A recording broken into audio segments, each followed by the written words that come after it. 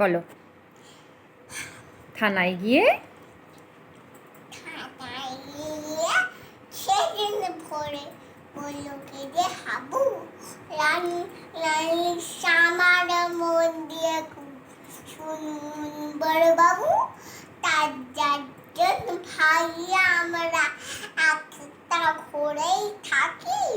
দুঃখে আমি সারাদিন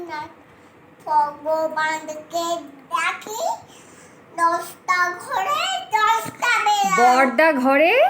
বড়দা ঘরে 10টা বেড়াল পোষণ ছোট বড়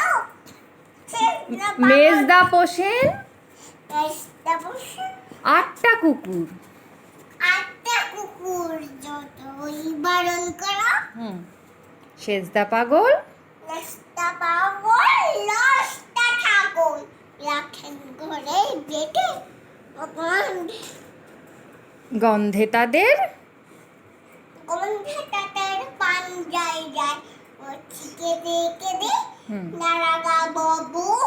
বললে হাবু তোমরা কিসব ভুলো সদাই খুলে রাখবে ঘরে জায়গা দরজাগুলো সেদিন হাবু বেড়ায় কাবু